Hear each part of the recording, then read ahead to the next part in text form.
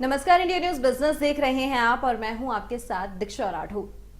अगर आप घूमने का प्लान बनाएं तो आप कहां जाना चाहेंगे? जाहिर सी बात है कि ज्यादातर लोगों की लिस्ट में देश या विदेश की वो जगहें होंगी जहां पेड़, पहाड़, बर्फ या हिस्टोरिकल बिल्डिंग्स हो। लेकिन अगर आपको स्लम एरिया या यूं कहें कि झुग्गी झोपड़ियों में घूमने के लिए कहा जाए या वहां पर स्टे करने के लिए कहा जाए तो आपका क्या जवाब होगा? तो ज्यादातर लोगों का जवाब होगा ना, और कहेंगे कि ये भी कोई घूमने की जगह है। तो आपको बता दें कि एक टर्म है स्लम टूरिज्म।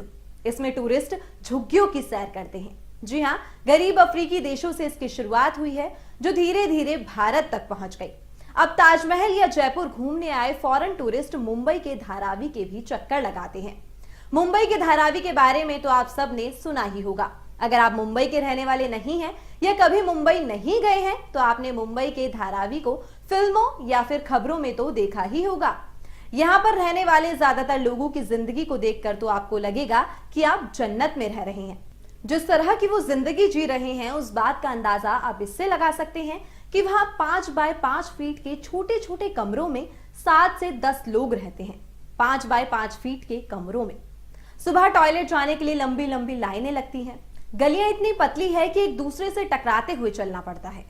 यहाँ के लोगों को खुली हवा खाने के लिए भी बस्तियों से बाहर निकलना पड़ता है। आसमान से इन बस्तियों की जमीन नहीं दिखती, बल्कि बस झुग्गियों की छतें दिखती हैं। तो एशिया के सबसे बड़े स्लम धारावी का कायाकल्प करने के लिए, इसे सुंदर बनाने के लिए बीते कई सालों से बस वादे किए जा रहे हैं, लेकिन हालात अभी भी बस वैसे ही है। वहीं धारावी को सुंदर बनाने का जिम्मा अडानी ग्रुप को मिला। इस बात पर विपक्षी दल नाराज है और प्रोजेक्ट से अडानी को हटाने की मांग कर रहे हैं। दूसरी तरफ ये बात भी है कि झुग्गी बस्ती होने के बावजूद धारावी टूरिस्ट अट्रैक्शन बन चुका है। जी हाँ, यहाँ पर हर साल हजारों विदेशी गरीबी की जिंदगी देखने आते हैं।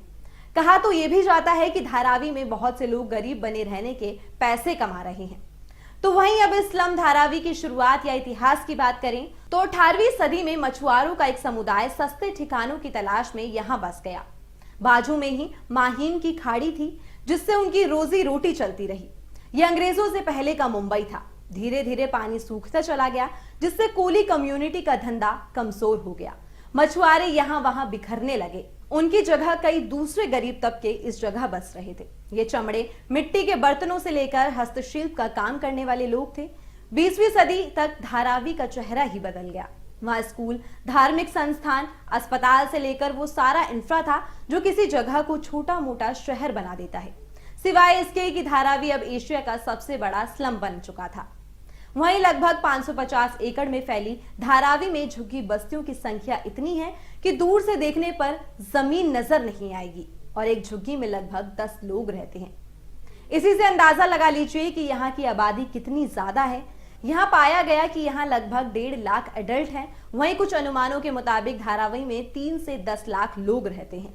झुग्गियों में रहते इन्हीं लोगों की जिंदगी को देखने के लिए अक्सर शौकीन विदेशी आते रहते हैं। साल 2019 में ट्रैवल वेबसाइट ट्रिप एडवाइजर का ट्रैवलर्स चॉइस अवार्ड धारावी को मिला। ये टूरिस्ट की पसंद पर आधारित एक अवार्ड है। ट्रिप एडवाइजर ने दावा किया कि ट्रैवलर्स ताजमहल से ज्यादा धारावी जाने की इच्छा जाहिर कर रहे थे। यह स्लम टूरिज्म है जिसके बारे में कहा जाता है कि धारावी की 80% आबादी इसी से कमा रही है। धारावी में स्लम टूरिज्म का टर्नओवर $665 मिलियन के करीब है। टूरिस्ट यहाँ आकर कुछ घंटे बिताते हैं। इस दौरान वो ये देखते हैं कि गरीबी में रहते लोग कैसे जीते हैं। वो उनकी झुग्गियों में रहते हैं, वहां के रूटीन देखते हैं, यहाँ तक कि उनके टॉयलेट भी इस्तेमाल करते हैं। कई ज्यादा जोशीले टूरिस्ट वहां रात भी बिताते हैं। इस दौरान वो लगातार वीडियो बनाते रहते हैं। जाते हुए वो वहां से खरीदारी भी करते हैं। जैसे धारावी में मिट्टी के सामान, हैंडीक्राफ्ट जैसा काफी काम होता है। वो उन चीजों को निशाने की तरह ऊंचे दामों पर लेते हैं। कुल मिलाकर हम ये कह सकते हैं कि वो कुछ वक्त के लिए गरीबी जीने के लिए काफी पैसे खर्च करते हैं। अकेला धारावी ही नहीं, स्लम टूरिज्म में कई और देश भी हैं। इनमें अफ्रीकी देश जैसे युगांडा, केन्या, केप टाउन सबसे ऊपर है। साल 2006 में एक टूर ऑपरेटर कंपनी ने जिंदगी की हकीकत दिखाने के नाम पर इस पर्यटन की शुरुआत की थी। वैसे अनऑफिशियली ये 1 सदी पहले से चला आ रहा था। अंग्रेजी राज में अधिकारी और खासकर उनकी पत्नियां ये देखने के लिए आती थी कि लोअर क्लास आखिर रहता कैसे है। जल्द ही इस पर विवाद होने लगा। ह्यूमन राइट्स ऑर्गेनाइजेशन को इस पर घोर ऐतराज था। असल में यह भी एक किस्म का एडवेंचर बन गया था, जिसमें अमीर लोग आते और खराब हालातों में रहते लोगों को देखकर फोटोज खींचकर चले जाते थे। टूर ऑपरेटर उनसे बड़ी रकम वसूलते थे, लेकिन इसका कोई भी फायदा स्लम में रहते लोगों को नहीं हो रहा था। यहां तक कि विरोधी इस शौक को पॉवर्टी पोर्न कहने लगे थे। इसका एक और असर भी होने लगा था कि बस्तियों में रहते लोग जब अच्छे कपड़ों में साफ पानी पीते और मनचाहे पैसे खर्च करते लोगों को देखते तो उनमें भी इंस्टेंट पैसे कमाने की इच्छा जाग जाती। इससे वो नशा, चोरी जैसे काम भी करने लगे थे। तो इस स्लम को डेवलप करने की चर्चाएं काफी समय से शुरू है, लेकिन हर बार बात अटक जाती है। तो लंबे इंतजार के बाद देश के बड़े उद्योगपति गौतम अडानी की कंपनी अडानी ग्रुप को इसके पुनर्विकास करने की जिम्मेदारी सौंपी गई थी, जिसके बाद इस बात पर विपक्षी दल नाराज है और प्रोजेक्ट से अडानी को हटाने की मांग कर रहे हैं। वहीं स्लम एरिया अब टूरिस्ट प्लेस बन चुका है और ताजमहल से ज्यादा अब यहाँ पर विदेशी लोग घूमने आते हैं और गरीबी का एहसास करने आते हैं। तो इस पर आपका क्या कहना है और क्या आप यहाँ घूमने जाना पसंद करेंगे या फिर नहीं, हमें कमेंट करके जरूर बताइएगा। तो अभी के लिए केवल इतना ही। देश और दुनिया की तमाम खबरों और जानकारियों के लिए बने रहिए इंडिया न्यूज बिजनेस पर।